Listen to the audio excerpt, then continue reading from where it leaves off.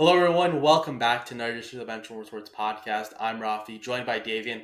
Davian, we are only discussing one topic today, but this topic is going to take us throughout the entire duration of this podcast because it is officially college football playoff season, and you know what that means? Oh my gosh, there's so much to talk about with these rankings. Now we're in a 12-team playoff. I think we should have just kept it to a 16 playoff. But we're at a 12-team playoff. I can't do anything. I don't have that power. So we're going to discuss it. We're starting to get more and more brackets. We're deeper into the ranking season. So there's a lot to discuss and break down what these scenarios are, who could be in, who's potentially looking from the outside. But as customary and as always, Davian, how are you doing? The Patriots might win 5 games this year. They might. They might. I will comment on the Patriots, then we can dive into college football. But I'm just saying I'm very impressed with this Patriots team. Don't get me wrong. I am disappointed loss after loss, but I see a great amount of potential. I do think we need some personnel change in terms of our coaching staff and even on the head front office staff. But I think in general, it's all good things, and I'm happy about that. Raffi, tough loss for the Falcons the other day, though, right? Against the Broncos. Or do you not want to talk about that? They're not going to collapse. They're not going to collapse. Right. I feel a lot better about this loss if they hadn't lost to the Saints the week before. And I just have the feeling that we just don't know what the Falcons are going to be on a week-to-week basis. They could win a one-score game, or they'll get the doors blown off them like they did versus Seattle and versus Denver. So I don't really know, but they still have a game and a half lead over Tampa Bay. We'll see what happens. Tampa Bay has a really easy rest of the year, so the Falcons look really good with their divisional record, but I would feel a lot better if they beat the Saints. I will also make one comment as well to the viewer and to Davian. This might be tripping you out. I'm repainting my room, so that is a different paint color. Okay. That was tripping me out. I was looking at that, and I thought my eyes were deceiving me, Raffi, for a second. Yeah, so that's why I had a feeling that might come up. So I just wanted to clear the air. That is, in fact, a different color. I am painting my room. So if you guys thought you were going crazy, you guys are not. Okay. I'm not playing any mind games with you guys. But speaking of mind games, Davian, one of my favorite mind games is looking at the college football playoff and trying to figure out who's where, what's where, who should be in, who should be out, strength of schedule, strength of record, rest of the season, all that fun stuff, wins, losses. Davian, I'm just going to throw it over to you, and we're just going to get going. What was your big takeaway from the rankings? And we'll just see where the ball goes from there because there's so much to get to. All right, Raffi, this is where we allocate 5 minutes of our podcast into calling Notre Dame frauds, which they are. Yes. Love this. I'm sorry, but Notre Dame, year after year, is getting ranked because they are too pussy to play in a conference. It's frustrating, it's annoying, and it's beyond stupid. I can't wait for this Army team to show Notre Dame what frauds they are. I can't wait to see our American Patriots show the world the frauds that are the Notre Dame football team. It is pathetic. It is sad that they are not playing in the conference, and it is even more sad that they are ranked number 6, and it is pathetic to me that under, Raffi and I, we had a discussion before this podcast began that it is upsetting and sad that the avenues and the chances of Notre Dame making it into the playoffs based off their schedule right now are extremely high simply because they have a very poor strength of schedule, and just the fact that they won't be playing a championship bowl game, so they'll most likely end off being a one-loss team. And of course, we know how the college football committee loves one-loss teams over two-loss teams, completely ignoring strength of schedule, which is extremely, extremely important. And Raffi and I both know this, and the viewer, you know this as well. But for the people up top who get paid the bank to make these decisions, they simply ignore and simply do not seem to know about that. And it is frustrating and pathetic to me that this Notre Dame team is probably going to make it to the playoffs.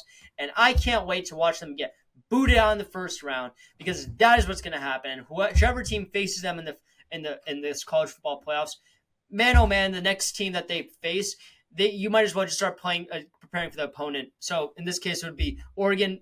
If the standings hold as is, which they probably won't, I start preparing your playbook against Bama because there's no way Notre Dame wins against Bama because Roll Tide. Davian, I would say drop your mic, but then we're gonna have to spend some time like picking up your mic, and then you're gonna have to reset up again. So, Yeah. but regardless, that was a great mic drop moment. And as a fellow Notre Dame Irish hater, I completely support that. Notre Dame currently is sporting a strength of schedule of 82, and when you look at their one loss, it's to the seventh team in the MAC, which is ridiculous. NIU, shout out as an Illinoisan, I'm very proud of that win, but I don't care if it was early in the year. They still lost to one of the worst teams in college football this year. No disrespect to NIU. And Davian, I'm going to be honest. I I was feeling pretty good about Notre Dame Navy, and that game went really bad for Navy really quickly. Army, I know they're ranked. I know they've been playing well, but that's another game where I'm a little concerned about these military, the military teams playing Notre Dame because I think this might just be helping Notre Dame because they're ranked, but I don't think they're going to stand a chance for Notre Dame. Unfortunately, I'm keeping my expectations low. I'd love to be proven wrong, and for Yeah. Army to just completely curb stomp Notre Dame, but I'm keeping my expectations a little realistic and in check here. So I think Notre Dame's probably going to wind up winning that game. I mean, But I yeah, agree their with strength of that. schedule is horrendous. Yeah, they play Army. Yeah, they play USC. So that's going to boost their strength of schedule for a little bit. But again, the fact that they don't play in a conference championship game continues to infuriate me, just like it infuriates you, for the sole reason that right now there's several, I believe 4 teams in the SEC who are all 2-loss teams. Yeah. There's a chance that we're going to see a 2-loss team, as a 2-loss SEC team, go into the SEC championship game, lose that game that they earned the right to be in, and we very well might see the college football playoff committee punish that team for losing an SEC Yeah. conference Yeah. championship game, No, they will. booting them out. While Notre Dame, a one-loss team, gets rewarded a home game. I Yeah. know Notre Dame fans are going to say, "Oh well, we don't have a chance to get a bye." So that's kind of like the give and take. That's still ridiculous to me, and it just makes no sense. We're rewarding a team that the only reason why they're not in a conference is because this dumb NBC deal that they signed almost 30 years ago. Actually, it probably was 30 years ago at this point. It's Yeah. ridiculous that this is even happening still. You have to buy Peacock to watch this team, which is just ridiculous. But I don't want to waste our time talking about Notre Dame being bad because it's just going to set a bad tone for the rest of the podcast. So I think we both agree. Hopefully Notre Dame loses again, Yeah. but yeah, I agree with you. Let's move into a game this upcoming weekend that is, I mean, to say it's a playing game for one of these teams is an understatement. And that is this upcoming weekend, 11 a.m. on Saturday. Indiana travels to Columbus to play the Ohio State University. And Ralph, you might say Indiana's a 10-win team. They haven't lost yet. They're the fifth ranked team in the country. Rafi, there's no way that even losing to Ohio State is going to cost them a playoff spot. They will. But when you look at their strength of schedule at the moment, they have a strength of schedule of 106. Indiana has, again, I do believe that you need to beat the teams in front of you, and you should be rewarded. You do build your schedule kind of in college football, but you still need to beat those teams at the end of the day. Look at, again, Notre Dame losing to Yeah. NIU, who they paid NIU, I believe, was like $1 million to play them. Yeah. So Indiana, they've done a good job beating the teams in front of them. None of these wins are particularly impressive, except for, I mean, Nebraska was playing really well to start the year, and they just got curb stomped by Indiana, 56-7. So that's pretty impressive. And then they held their own against Michigan, who I still think is a very tough team, Yeah. albeit they're not ranked at this moment in time. But yeah, Davian, what are your thoughts on this Indiana Ohio State game? Yeah. Because I personally believe that Indiana, as a one-loss team, if they get blown out by Ohio State, I don't think they deserve to be in with their strength of schedule versus any of these other SEC schools that are 2-loss teams, even though some of these SEC schools have worse losses on their resume. I agree with that, Rafi, and I think a lot of people have been saying like Indiana's a fraud. They shouldn't be ranked number 5. I'm sorry, but one thing I'll mention is Rafi, you talked about you have to play to become 10-0. Like yes, their strength of schedule says a lot about the team, but the thing is they're blowing out their opponents out of the water just week after week, and in any case, let's talk about this Ohio State game because I think this is the end all be all for Indiana. Everything up to this point has mattered for historical reasons, right? For Indiana, for the team, for the school, for the spirit of the school. But now we're talking about the playoffs, and now we're talking about the national level. And I'm going to be honest, if they lose against Ohio State, I can't justify them being in the playoffs, even though they're a one-loss team. And I can almost justify some SEC schools that are three-loss teams getting in over Indiana, because your one loss is against Ohio. If your one loss is a blowout against, is you get blown out by Ohio State, what does Indiana have to show that they qualify for the playoffs? Nothing. I mean, you mentioned the Nebraska game, you mentioned the Michigan game, but there's nothing else that truly can really justify it. And so I think this is a huge game for them, and I'd love to see Indiana put up a fight, even if it's a close game. Rafi, I will say this: if it is a close game, like a one score game, I could see Indiana still making the playoffs. Because at the end of the day, then you're only a one-loss team, and you held your own against number 2 ranked Ohio State, right? So I think there's a lot to be said about that. But in any case, I think the Big Ten is quite interesting, and so is the Big 12, with BYU and Arizona State going head to head this week. And we could have 3 different teams make the playoffs out of the Big 12, Rafi.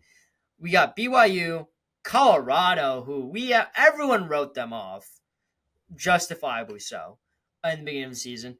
And you have Arizona State and a dark horse in Iowa State. Rafi, what are your thoughts? Who do you think makes it out of the Big 12 alive? And in this, I feel like, Rafi, you love to use the term when referring to these teams, like some of these conferences, as they cannibalize themselves. And I think that's what we're seeing that's what we might be seeing right now in the Big 12. And definitely have seen that in the SEC for sure. But that I feel like is going to come across to the Big 12. Rafi, what are your thoughts on that? You think it's the same like you think we're going to see similar same things as the SEC? I definitely do. I also do want to throw in one other comment on Indiana before we just completely turn the page and move on to the Big 12. Yeah. And Yeah. ESPN has this college football like matrix generator thing where you can pick a school and then you can say like, I think they're going to win this game. I think they're going to lose this game. And then it shows like based on if they make the conference championship, what's going to happen. And Indiana, I just did it. If they beat Purdue and lose to Ohio State, again, we don't know by how much. You can't say by, they lose by 50 and they beat Purdue by a few. You can't say that. You just say who wins, who loses. And I said that they're not going to make the conference championship game because, again, they'd be one loss. They'd lose a tiebreaker versus Ohio State. And they wound up getting to the generator based on the predictive metrics. And, again, this depends on outcomes of other SEC teams primarily, some of these Big 12 teams that we're about to discuss. And it gave Indiana still like a 2 out of 3 chance to make the college football playoff, on top of the fact that they're highly likely to get a home host a playoff game as a 7th seed. Or actually, it might have been closer to 80%. So, again, even if they lose to Ohio State, just for the sole reason of if they're a one-loss team and not making the conference championship game, for Indiana, if they keep it close to Ohio State, they're likely going to get in purely by the fact that they're not going to be at risk of losing a second game as long as they take care of business with Purdue, because they're not going to be playing in the Big Ten championship game. So we can get into this, especially with the SEC. But I agree. Let's talk about the Big 12. You brought that up. I think the big game is BYU versus Arizona State. BYU last Saturday night. BYU's played a couple close games that very could have gone either way. They beat SMU early on in the year. That's their best win, but they beat them by a field goal. They beat Oklahoma State by a field goal. Oklahoma State's not very good this year. They beat Utah a couple weeks ago by a point, and then they just lost to Kansas 17-13, giving them their first loss of the year. And Kansas, again, hasn't been good this year, but they've had good past years. And Kansas normally known for their offense. It was actually their defense that really shut down BYU in that game, for those who didn't watch it. And with this one loss, BYU goes from 6-14, which is warranted. You lose to a 4-win team, you should be falling quite a bit. Or I guess Kansas was a 3-win team at the time. And now the stage is set. BYU versus Arizona State. BYU, if they lose this game, will then be a 2-loss team. Arizona State would thus have the tiebreaker over them, and then that just further drags BYU into this four-team race that you mentioned earlier. And yeah, I think this is an absolute must-win game for BYU to win, and it's a must-win game for Arizona State as well because I think it can go either way. And David, you mentioned it, cannibalism in the Big 12. I don't think any of these schools, these four schools that are ranked, are necessarily safe. Again, BYU plays Houston.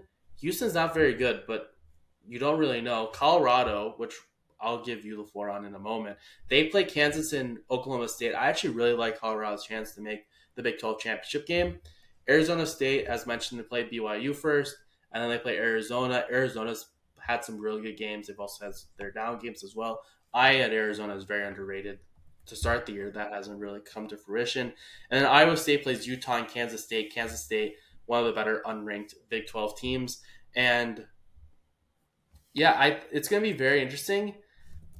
And I think there's a chance that the Big 12 winner winds up not even getting a bye and winds up just being the fifth team, the fifth like clinched, the fifth school to clinch out of the ACC, Big 12, Big 10, SEC, and the non-power 5 conference winner, the best one. So there's a chance that we could see a 2-loss team that winds up just getting to host a home game as well. So I think the Big 12 for certain is going to be very interesting. And again, I honestly really like Colorado's chances of getting into this college football playoff.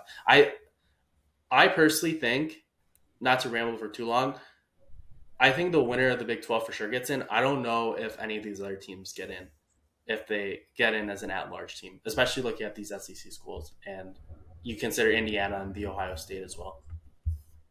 That's a big take right there. Look, I agree with this. I think my team to pick, if I was to pick a team to really make it out of this Big 12 cannibalism alive, I'm gonna go with Arizona State. I mean, this team is on fire. This Colorado team is great. They have momentum. This BYU team is slowly being, we're seeing these tougher games and we're slowly starting to peel the covers off and we're starting to see that maybe they're just not as good as they really are ranked as. And I think this Arizona State team, just with so much momentum going for them, I really see them winning the Big 12. The issue is that just it's a numbers game at the end of the day nowadays, right, with the rankings. And so I'm going to have to, while I'd love to see Arizona State win it, I'll have to go back to the comments I just said like 2 minutes, like a moment ago, because I just don't see how Colorado, this Big 12 is, if Arizona State beats BYU, this is State's, this is Colorado, not Colorado State, sorry. This is Colorado's conference to lose. Honestly, that's just the way that's the best way 100%. to put it, right? 100%. And so I think it'll be very interesting to see what happens here. But like very exciting teams to watch, all three, I would say. And I can't wait to see what happens across this week and next week. 100%. And again, I think that game of BYU Arizona State is really going to dictate who winds up getting in. Because again, as you said, the winner of that game is going to open the floor for. Is going to really determine if Colorado has a chance to get in. Right now, Colorado has a 34 chance to get in, but if they take care of business, there's a very good. Again, I think the only team in the Big 12 we're going to see is going to be the Big 12 conference winner because just to quickly go through some of these strength of schedules, that's the big thing that I look at. BYU has a strength of schedule of 53, which is not ideal. Another Big 12 school, Arizona State, has a strength of schedule of 67. That is going to go up, obviously, as the two play each other, so it'll go up a little bit. Buffalo has 74, and then Iowa State has 72. So that's where I just don't know if any of these schools are really going to be able to get in if they are 2-loss that doesn't make their conference championship, or at the very least, if they're a 1-loss currently, if they lose their conference championship. I don't think there's a good chance that they get in. Let's move over to the ACC, and obviously we're going to set the stage for the last big thing to talk about being the SEC. And the ACC got very interesting as well as Georgia Tech knocked off Miami. Cam Ward's been great all year, and he is certainly going to be a Heisman finalist, but I don't know how I feel about Miami. Miami's played a couple really close games. and I'm currently trying to pull it up real quick. One moment. They had that game versus Cal where they won by 1 point. Then they had Louisville storm back the week after. Georgia Tech finally is able to beat them. Miami's been an up and down team. You don't really know what you're going to get with them. And it feels like the better the teams are, the higher ranked teams that play against Miami, Miami seems to really struggle against them. They had no problem with a team like Florida State. They had no problem with some of their earlier opponents in Florida, Ball State, USF. But some of these better teams in the ACC, your Louisville, as I mentioned previously, Georgia Tech, which isn't amazing but still decent, or I already said Louisville, sorry, Cal, Virginia Tech, they've really struggled with. So I don't think it's all rainbows and sunshine for Miami. Yeah. I think they can definitely beat Wake Forest, but I circle that Syracuse game as a big game for Miami, as a must-win game for them because I think it's similar to the Big 12. I don't think a two-loss Miami team, even if they lose that second loss, comes in the ACC championship game to a team like SMU. I don't think Miami gets in just because their strength of schedule just has not been good. Yeah, I mean, I agree with that. I mean, look, this Miami team has been, used to Georgia Tech. Duke was look the score against the Duke's game, says like, oh wow, like Miami, blew out Duke, but that's just not true. That game was very close up until the end and then Miami just went off the rails.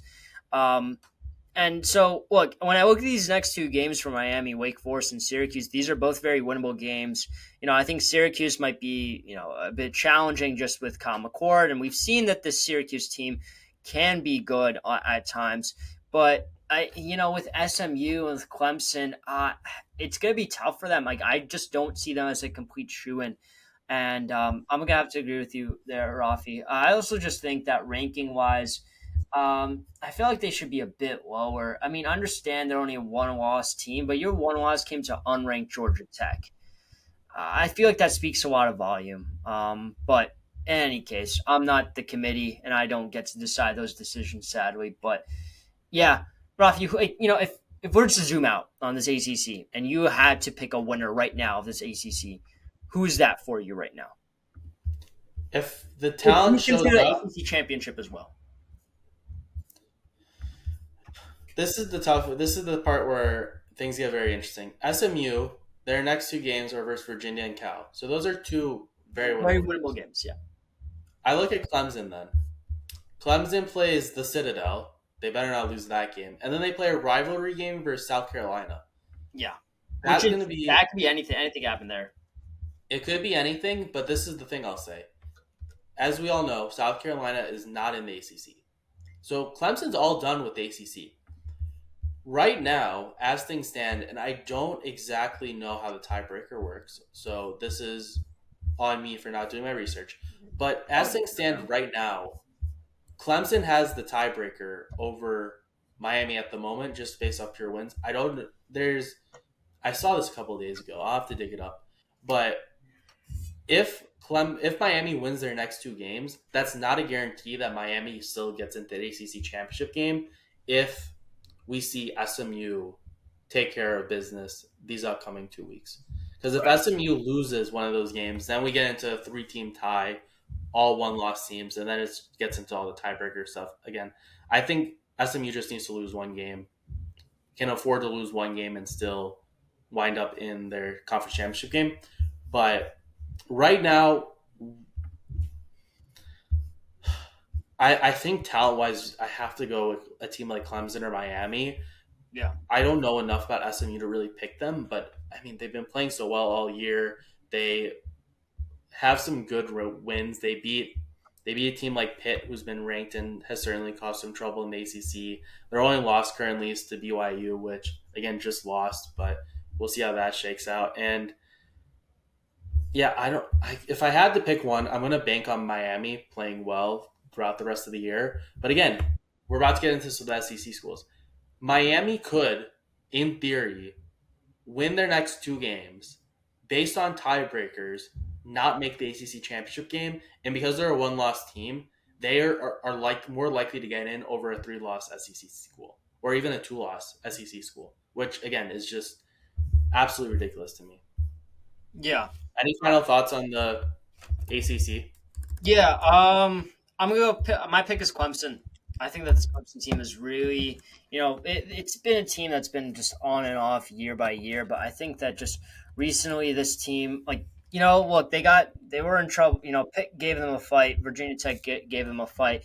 But I think against Miami, they're gonna really show out and show off. Uh, I'm just not a fan of this Miami team. Like, I just really think that there's a lot of holes in this team that have slowly begun to be uncovered. I mean, look how many of these games were just so close for Miami. This one loss could have been weeks ago. And I really, my best comparison of this Miami team is almost like the Kansas City Chiefs this year, right? The Chiefs, they kept like squeaking out these wins left and right, and they were undefeated. And then the Bills come in and, really put them into their place. And I feel like that is what happened with Miami this past weekend with Georgia Tech.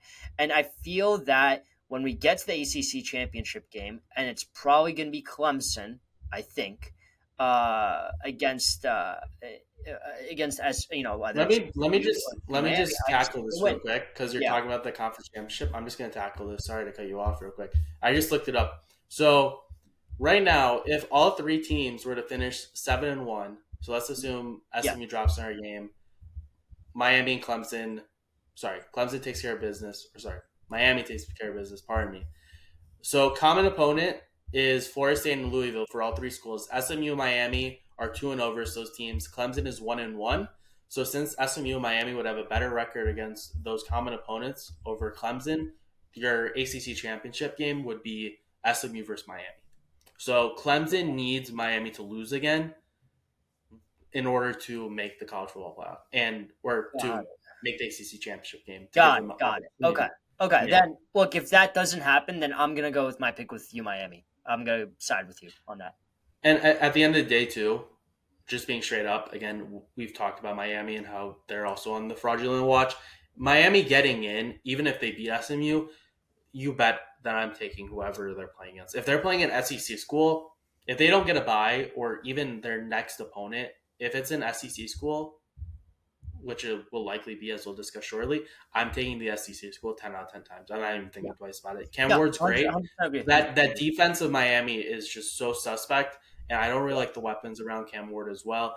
That has Miami losing written all over it. Even if they get the bye, I think they're going to lose in the second round for sure. Now we're definitely going over time, but it would be a disservice if we did not talk about the most interesting conference out of every one that we've talked about, every other conference, and that's the SEC. Because right now, it's just a hodgepodge of teams. You have Texas 5-1 in the conference, along with Texas A&M, Georgia and Tennessee, or Georgia, Tennessee, Bama, and Ole Miss are all two-loss SEC teams. Georgia 6-2, Tennessee 5-2, Bama 4-2, Ole Miss 4-2. South Carolina is right behind them at 5-3. Mizzou is ranked. Don't really know why they're 7-3, but they're 3-3 in conference play. And Tennessee losing to Georgia just makes things even more complicated. It adds another wrench. Georgia looked really good versus Tennessee, had a dominant win at home in Athens. Davian, how do you see the SEC shaping out? Do you see Oh gosh. the possibility where an SEC school makes their conference championship game as a two-loss team, loses that game, and because they're a three-loss team, proceeds to miss the college football playoff I altogether? mean, yeah, I do. I really do. And it's just, I feel like there's a lot to be said and there's a lot that we still don't know what's going to happen. I mean, next week we have Texas and Texas A&M playing each other. Not this week, but the week after. We have 2 weeks, Texas and yeah. Texas A&M playing each other. And that's a huge game that really defines a lot what goes on in the SEC. So we don't even know who's going to be in this championship game. I mean, Georgia's been That playing game well. literally Bama's is the been plan. playing well. Like Bama, I think out of all of them, he's going to finish 6-2. I feel like I could see them finishing 6-2 in conference play, just playing Oklahoma and then Auburn. But I don't know what happens elsewhere. I mean, UGA. I mean, with Georgia, you never know what Georgia Tech might cause. Not this week, but the week after. With Tennessee, I mean, you just saw them lose.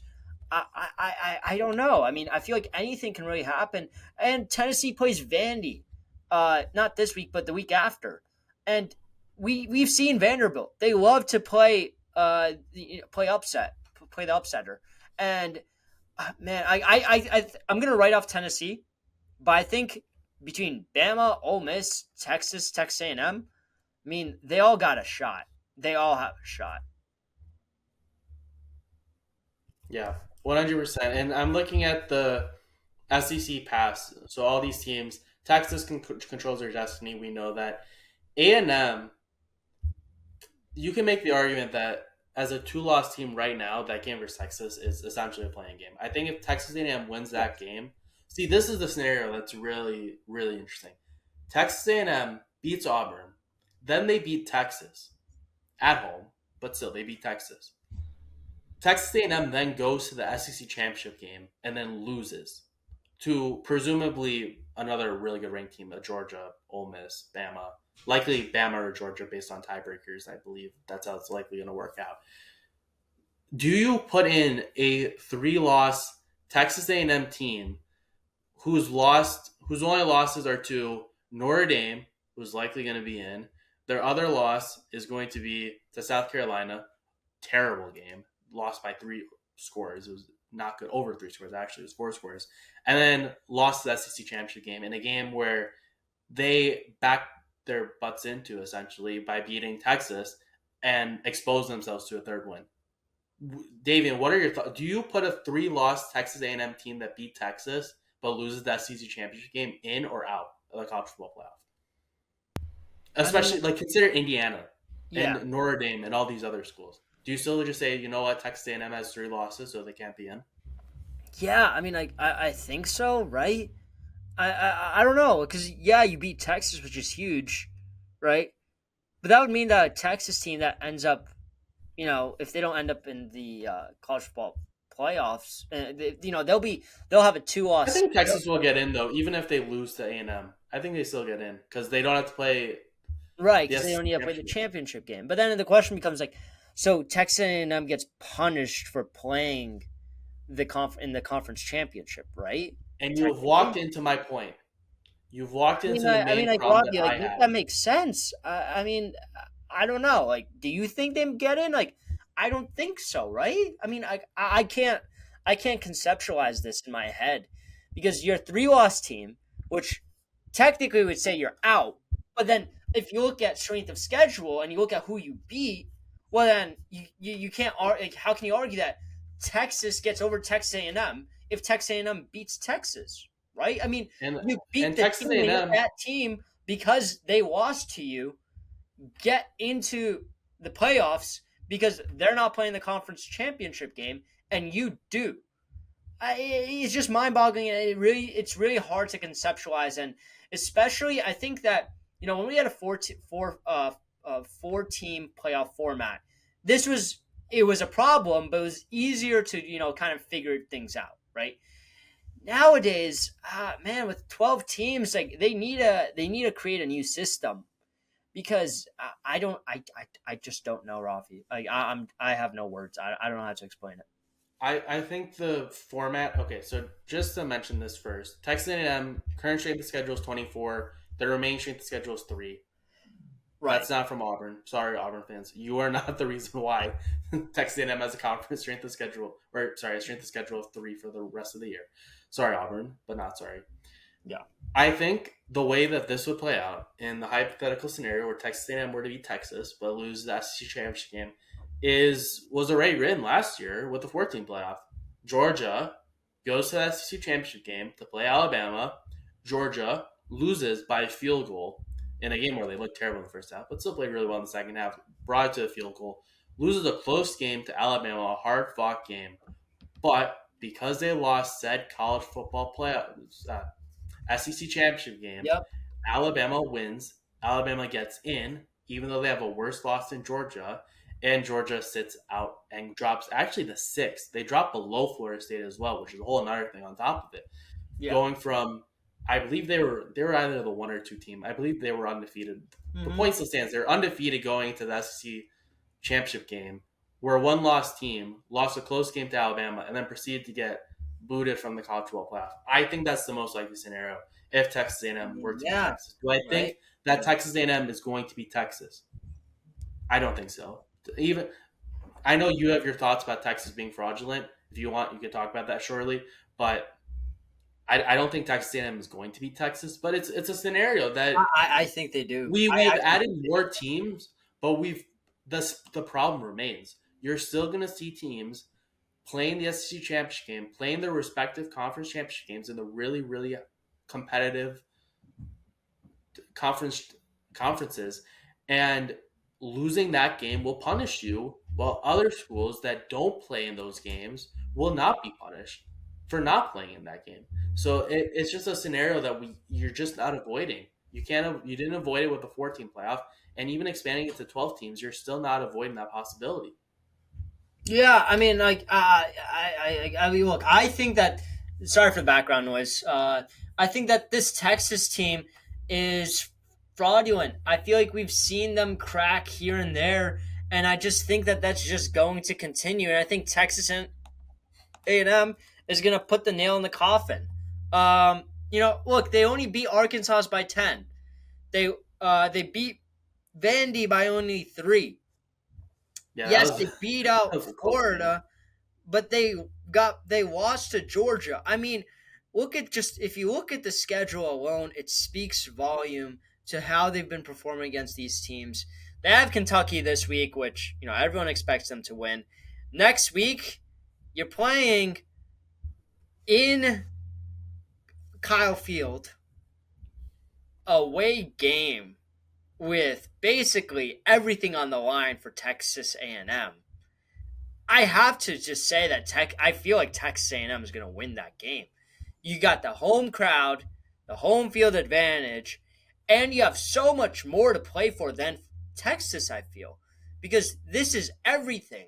Every game that you've been playing up to this point for Texas A&M has been to play this Texas team. And now that you get the opportunity, I see them winning. I just do. That's just me. And the other interesting thing with Texas too, if they were to lose this game versus Texas A&M, their two losses would be versus Georgia and Texas A&M, which are two good losses. But as you went through their schedule, their best win is versus Vanderbilt. That's really their only decent win that Yeah, they have. no, And it is. there's It other is. But SEC that's already schools. won. Alabama lost to Vanderbilt, so there's that. But some of these other really high up two-loss SEC schools beat Vanderbilt this year.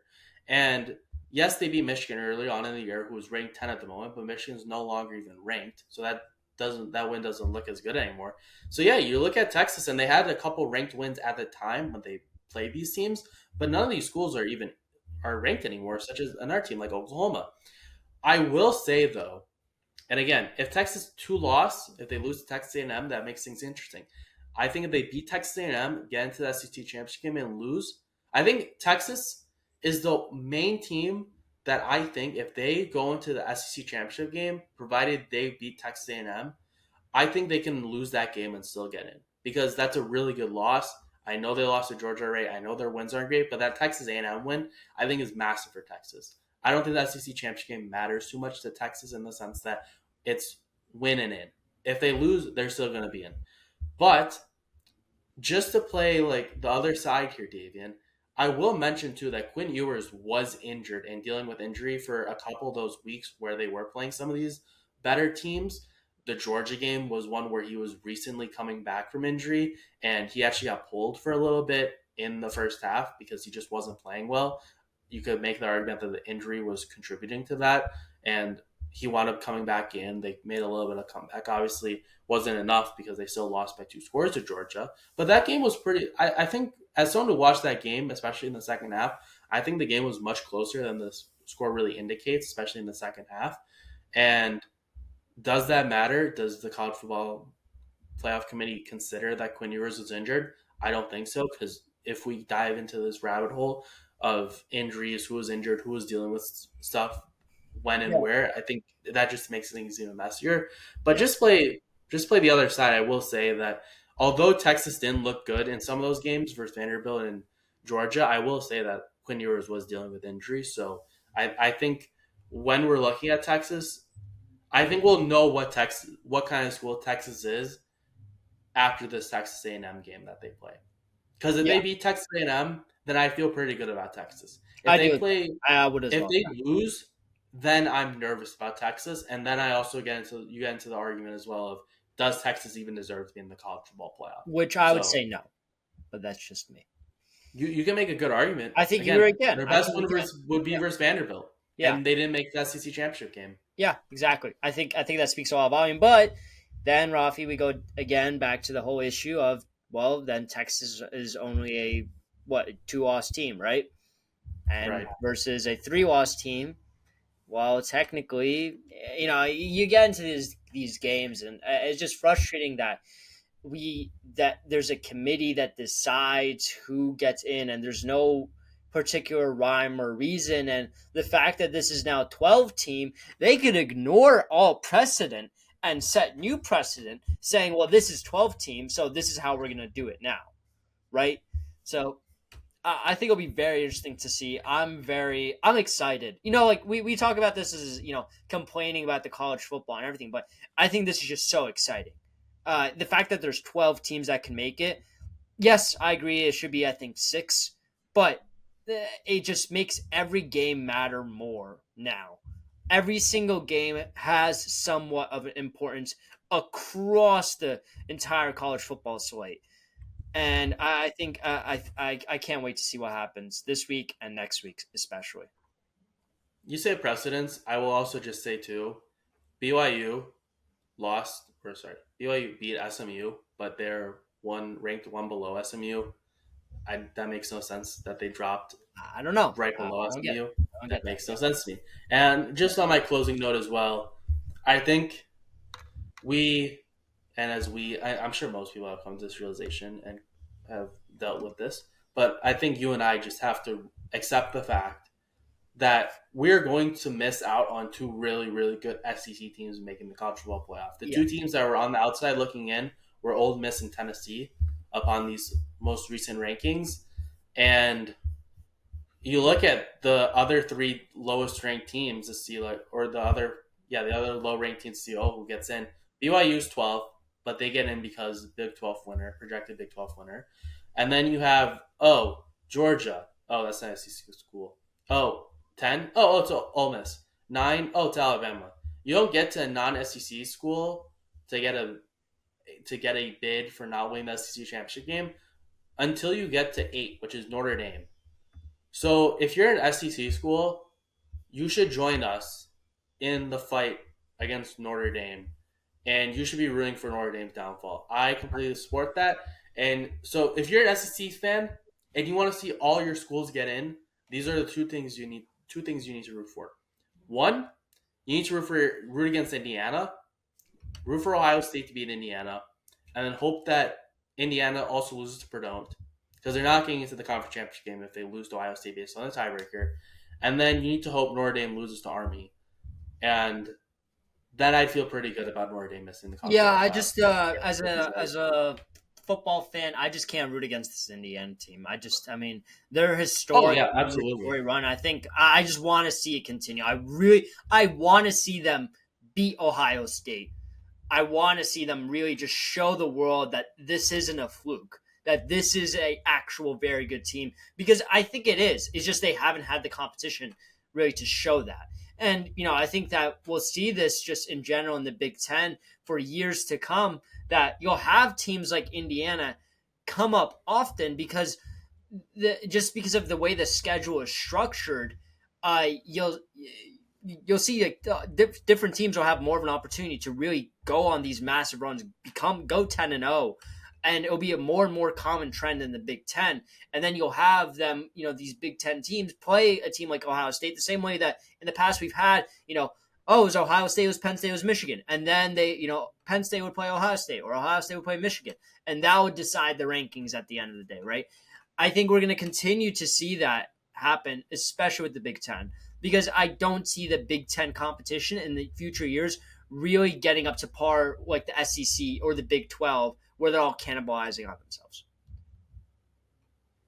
Yep, and I'll just close on this note. It'd be much better if we just had it as a 64 team playoff, like college basketball. Why not? March Madness, make it happen with college football. Let's do it.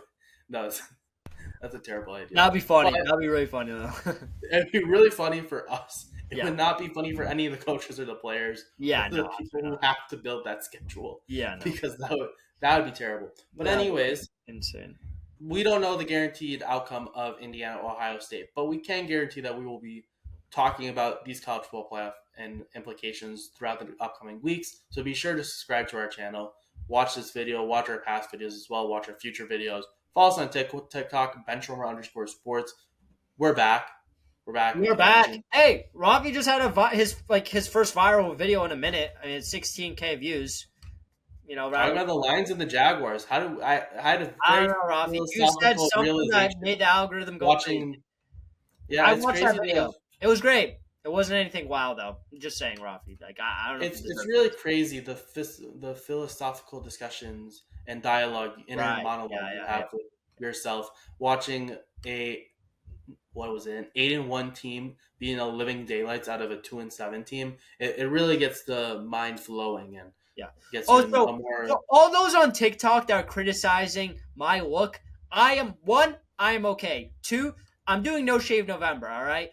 I don't know if you saw this, Robbie, but we had a comment the other day on TikTok. Are you okay? Like, I'm sorry. I'm just talking about a football team out here. Like, geez, it's not that bad. I will say though, I did post like last week when it was Thursday Night Football, Commanders against Eagles. I might have posted on Wednesday that it's Thursday Night Football that night. And I might have predicted completely wrong that the Commanders would win. So, you know, either You way, know, I'm okay. I do know. Shout out to that one Eagles fan who had the nerve to comment on every single time on our post every single time the Eagles won. You haven't responded to any of our posts in at least like a We year. miss you, man. We miss you.